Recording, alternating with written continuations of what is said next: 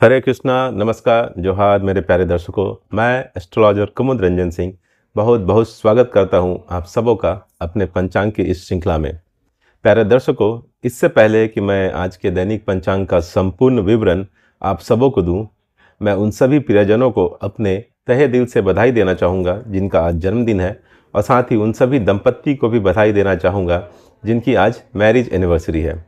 भगवान शिव और माता पार्वती आप सबों के वैवाहिक जीवन को सदा सुखमय और खुशहाल बनाए रखे, इस कामना के साथ मैं 17 नवंबर 2025 के दैनिक पंचांग का विवरण आप लोगों के साथ शेयर करने जा रहा हूं।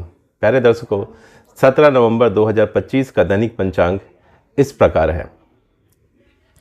विक्रम संवत 2082 है, शक संवत 1947 है, कली संवत 5127 है, वार सोमवार है, मास मार्गशीर्ष है, तिथि त्रयोदशी तिथि रहेगी पूर्ण रात्रि तक, पक्ष कृष्ण पक्ष होगा, ऋतु शरद ऋतु है, योग प्रीति योग रहेगा सुबह के 7:23 AM तक, उसके बाद आयुष्मान योग स्टार्ट हो जाएगा। करण गर करण रहेगा शाम के 5:58 PM तक, उसके बाद वाणिज्यकरण स्टार्ट हो जाएगा जो पूर्ण रात्रि तक रहेगा। सूर्य राशि वृश्चिक होगी, सूर्य नक्षत्र आज विशाखा होगी, चंद्र राशि आज कन्या होगी दोपहर के 3:35 PM तक, उसके बाद तुला राशि स्टार्ट हो जाएगी। चंद्र नक्षत्र चित्रा होगी जो अगले दिन यानी 18 नवंबर को 5:01 AM तक रहेगी। राष्ट्रीय राजधानी न्यू दिल्ली के अनुसार सूर्योदय, सूर्यास्त, चंद्रोदय और चंद्रास्त का समय इस प्रकार है।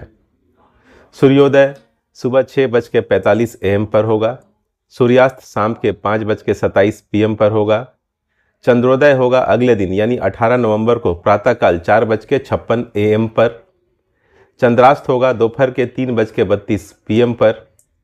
ऋतु जैसा कि मैं पहले बता चुका हूँ शरद ऋतु होगी, आयन दक्षिणायन होगा। अभिजीत मुहूर्त का समय रहेगा दिन के 11:45 AM से दोपहर के 12:27 PM तक। अभिजीत मुहूर्त में सभी प्रकार के दोषों को नष्ट करने की अद्भुत क्षमता होती है, इसलिए जब आपको किसी शुभ कार्य को करने के लिए कोई लग्न या शुभ मुहूर्त नहीं मिल रहा हो तो आप अभिजीत मुहूर्त में उस काम को कर सकते हैं। अभिजीत मुहूर्त में किए गए समस्त कार्य सदैव सफल होते हैं, बहुत जल्द पूर्ण हो जाते हैं। समस्त दोषों का नाश करने वाला ये मुहूर्त सर्वश्रेष्ठ होता है। सिर्फ बुधवार को आपको अभिजीत मुहूर्त का त्याग करना चाहिए। अमृत काल रहेगा रात के 9:52 PM से रात के 11:39 PM तक। अमृत काल पंचांग में एक शुभ मुहूर्त होता है जो नवग्रहों के चौघड़िया के आधार पर निर्धारित होता है। अमृत काल को अति शुभ, सर्वोत्तम और सिद्धिदायक माना जाता है। अमृत काल में सभी तरह के शुभ कार्य किए जा सकते हैं। इस समय की गई यात्रा मंगलमयी होती है, नया काम आप शुरू कर सकते हैं, खरीदारी वगैरह भी आप अमृत काल में कर सकते हैं। सर्वार्थ सिद्धि योग का मुहूर्त आज नहीं है। विजय मुहूर्त रहेगा दोपहर के 1:53 PM से दोपहर के 2:36 PM तक। विजय मुहूर्त में आप केस मुकदमे से संबंधित कार्य को आगे बढ़ा सकते हैं और सरकारी दस्तावेजों से संबंधित कार्य को पूर्ण कर सकते हैं। गोधूली मुहूर्त, जिसे हम प्रदोष काल भी कहते हैं, आज रहेगा शाम के 5:27 PM से शाम के 5:53 PM तक। गोधूली मुहूर्त में निद्रा का त्याग करना चाहिए, भोजन ग्रहण नहीं करना चाहिए, घर की साफ सफाई नहीं करनी चाहिए। गोधूली मुहूर्त में आप भगवान की पूजा आरती कर सकते हैं, स्पेशली भगवान शिव की। निशिता मुहूर्त रहेगा रात के 11:40 PM से अगले दिन यानी 18 नवंबर के 12:33 AM तक। निशिता मुहूर्त हिंदू धर्म में धार्मिक और तांत्रिक साधना के लिए शुभ समय माना जाता है। ब्रह्म मुहूर्त रहेगा प्रातःकाल 4:59 AM से प्रातःकाल 5:52 AM तक। ब्रह्म मुहूर्त ज्ञान अर्जन करने के लिए और पठन पाठन के लिए सबसे उपयुक्त मुहूर्त माना जाता है। इस लिहाज से ये विद्यार्थियों के लिए सबसे उत्तम मुहूर्त है।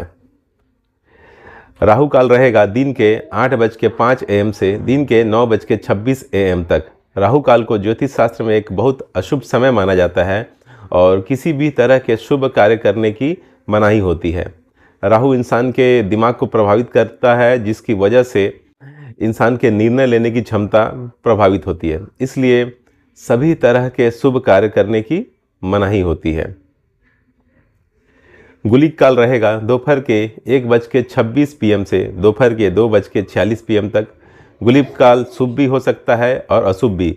गुलिक काल में जो भी काम होता है वो रिपीट होता है, अर्थात दोहराता है। इसलिए गुलिक काल में अगर आप कोई ऐसा कार्य करते हैं जिसके दोहराने से फ़ायदा हो तो आपके लिए शुभ होगा।